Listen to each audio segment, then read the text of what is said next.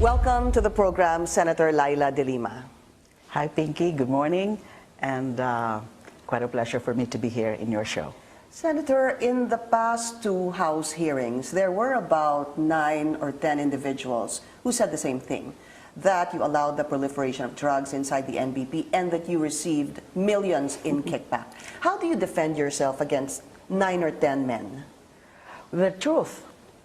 I will defend myself via the truth. Because the truth is, I'm innocent. The truth is, I'm not at all involved in the drug trade in whatever capacity, whether as a cuddler, as a protector of these drug lords, or a beneficiary of their drug money. I did not receive a single money from anyone, let alone these drug convicts. So all of these things that they're saying about me benefiting, about me receiving bribes, about me receiving protection money from these so-called drug lords, these drug convicts, are a big lie. I know the truth, and I said this before, the truth is on my side. Do you have anyone, though, who is taking your side? I mean, again, I said there were 9 or 10 men during the House hearing. Is there anyone that will come up and say that the senator is innocent? I wouldn't know yet. That's why when it comes to, because, well, the Senate media would really pester me about responding to questions about mga sinasabi ng mga witnesses na yan. Nine witnesses. The 10th one is actually General Magalong. That's right. No, now, I would tell them, let me first hear all of them, all of these so-called witnesses who would try to implicate me. But they're all saying the same thing. But you would notice that even among most of the 9 so-called witnesses so far, no one there really said something about me directly receiving money, save for 1 or 2. But again, that's a complete lie. But all the convicts like Colanco, like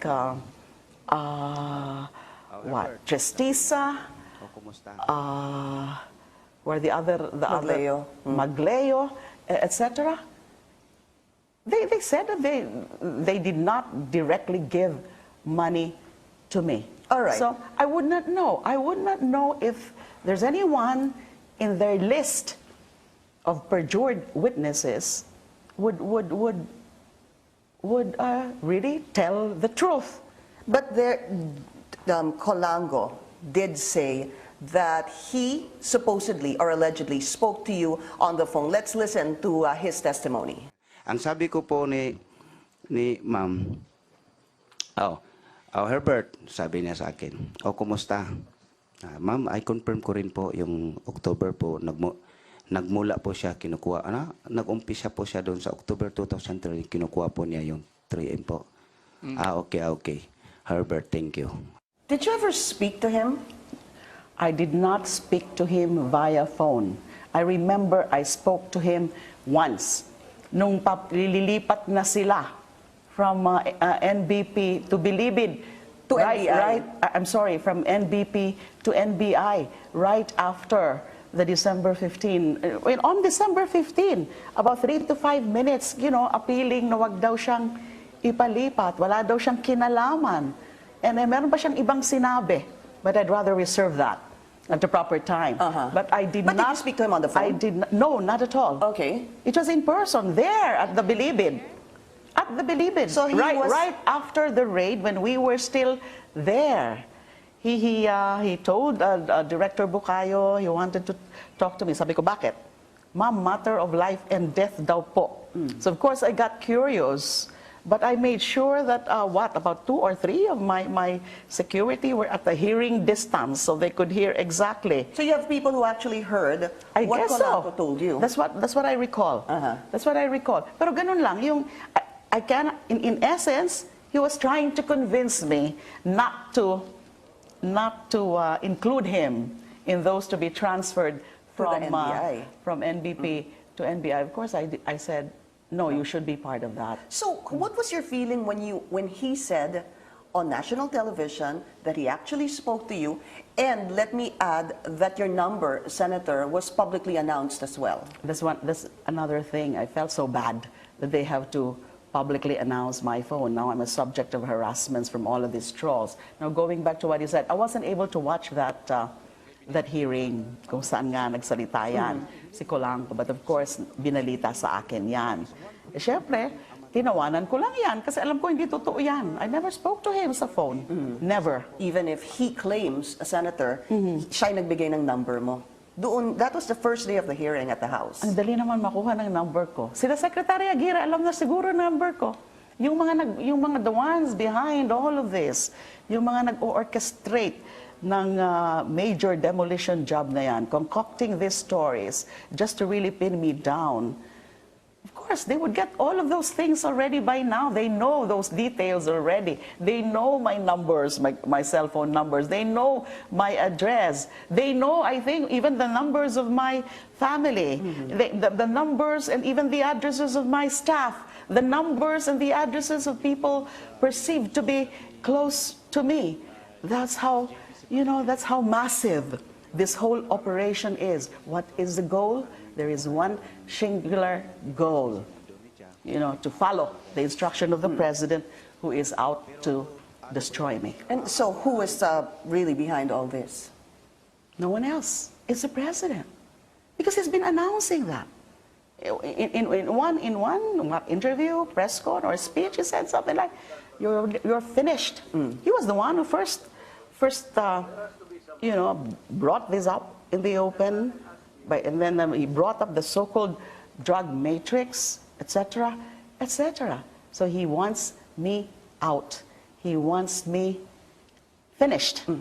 And so he has to assemble, they have to launch this massive demolition job with lots of government resources, with lots of government time being spent. They're forgetting already all other problems in our country, except, of course, addressing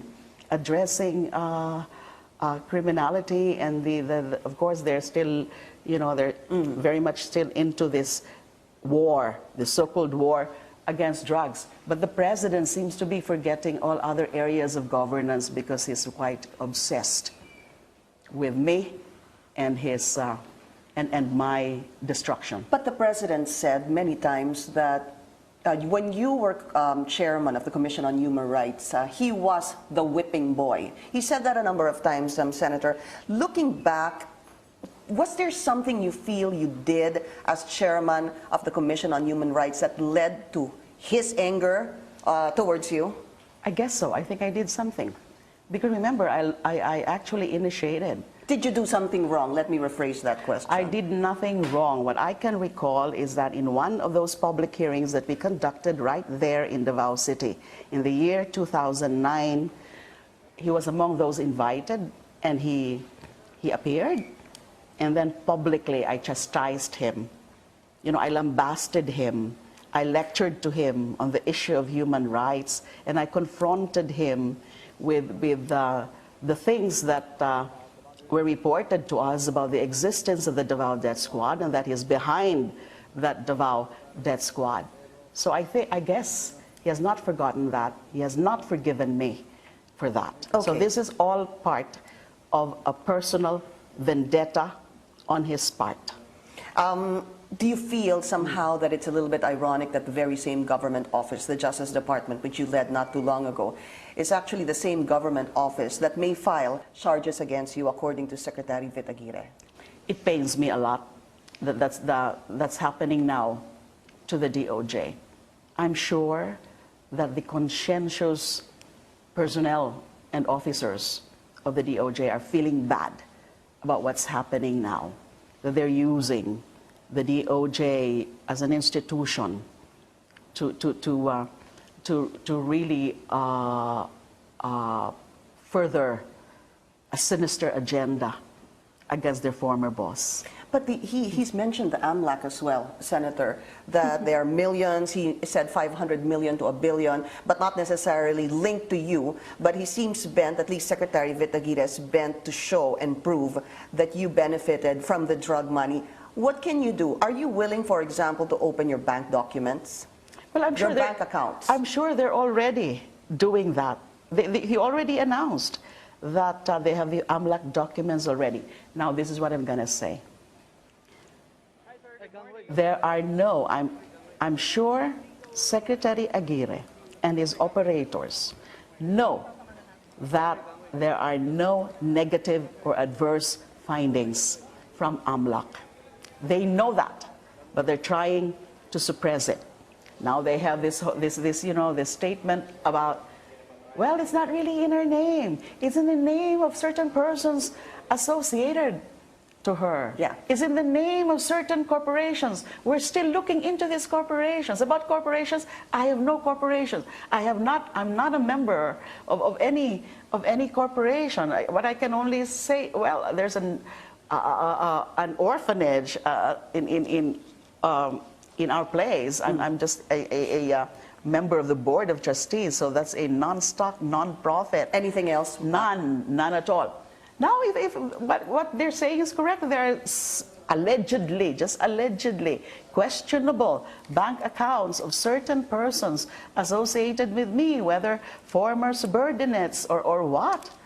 Then let them answer, let them respond to that, let them explain. I'm sure may mga explanation yan kung meron silang mga ganong sariling mga bank accounts. But these are not my bank accounts. I have no dummy accounts under the name of any other person, whether close to me or not.